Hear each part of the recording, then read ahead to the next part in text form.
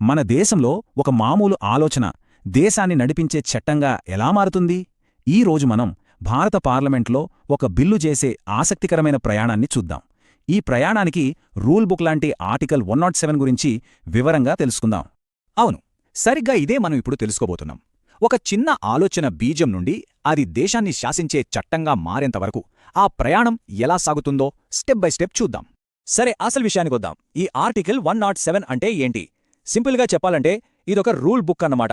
పార్లమెంటులో ఏ బిల్లు ప్రవేశపెట్టినా అది ఏ దారిలో వెళ్ళాలి, ఏ నియమాలు పాటించాలి అని చెప్పే అధికారిక గైడ్లైన్స్ ఇదే. ప్రతి చట్టం వెనక ఒక ఆలోచన ఉంటుంది కదా, మరి ఆలోచన ఒక బిల్లుగా ఎక్కడ రూపుదిద్దుకుంటుంది, దాని ప్రయాణం ఎక్కడ మొదలవుతుంది చూద్దాం రండి. చాలా బిల్లులకి వాటి ప్రయాణం మొదలవడానికి 2 దారులుంటాయి. ఒకటి లోక్సభ, రెండోది రాజ్యసభ. మన ప్రజాస్వామ్యంలో ఈ 2 సభలు చాలా కీలకం కదా. సో సాధారణంగా ఒక బిల్లును ఈ 2 సభలలో ఎక్కడైనా ప్రవేశపెట్టొచ్చు. అయితే ఇక్కడే ఒక పెద్ద కాని ఉంది. అదేంటంటే ద్రవ్య బిల్లులు, అంటే మనీ బిల్స్. ఇవి మాత్రం కేవలం లోక్సభలోనే మొదలవ్వాలి. ఎందుకంటే ఆ డబ్బు ప్రజలది.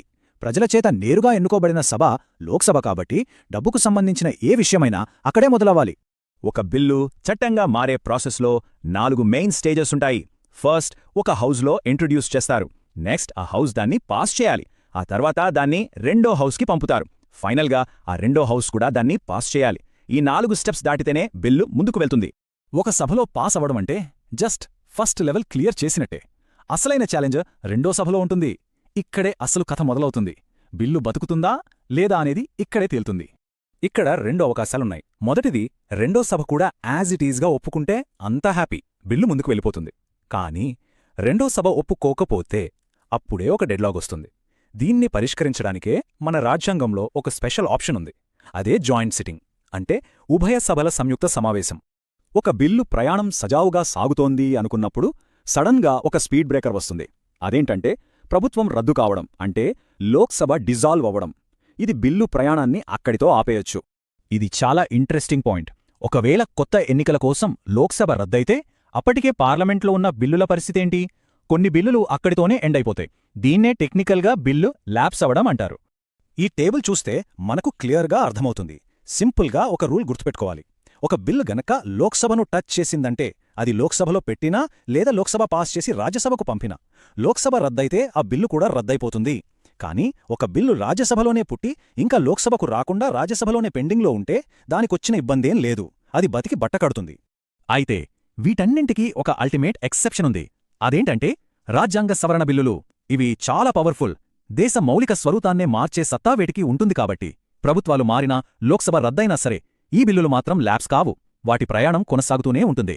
సరే, ఇప్పటిదాకా మనం రూల్స్ అవి చూశాం. కానీ అసలు ఈ రూల్స్ ఎందుకు? ఈ మొత్తం ప్రాసెస్ వెనుకున్న పెద్ద ఉద్దేశ్యమేంటి?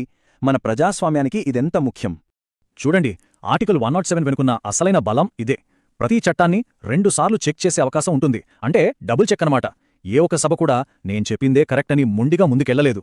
దీనివల్ల ప్రతి అంశం మీద డీటెయిల్డ్గా చర్చ జరుగుతుంది. అధికారాలు బ్యాలెన్స్డ్గా ఉంటాయి. ఇదే కదా ప్రజాస్వామ్య స్ఫూర్తి. ఓకే, ఫాస్ట్గా ఒకసారి రివైజ్ చేసుకుందామా? గుర్తుపెట్టుకోవాల్సిన మెయిన్ పాయింట్స్. మనీ బిల్లులు తప్ప మిగతావన్నీ ఏ సభలోనైనా స్టార్ట్ అవ్వచ్చు. 2 సభలు ఒకే వర్షన్ని ఓకే చేయాలి. లోక్సభ రద్దయితే దాన్ని టచ్ చేసిన చాలా బిల్లులు ల్యాప్స్ అయిపోతాయి. అండ్ సభల మధ్య అభిప్రాయ భేదాలు వస్తే పరిష్కారానికి జాయింట్ సిట్టింగ్ ఉంటుంది. అంతే, సింపుల్. సో ఫైనల్గా మనం గుర్తుంచుకోవాల్సిందేంటంటే ఆర్టికల్ 107 అనేది కేవలం ఒక రూల్ కాదు, మన దేశంలో చట్టాలు ఎలా తయారవ్వాలో చెప్పే ఒక పటిష్టమైన పునాది. ఈ ప్రాసెస్ వల్లే మన చట్టాలకే అంత విలువ, అంత గౌరవం. ఈ వివరణ మీకందరికీ ఉపయోగపడిందని ఆశిస్తున్నాను.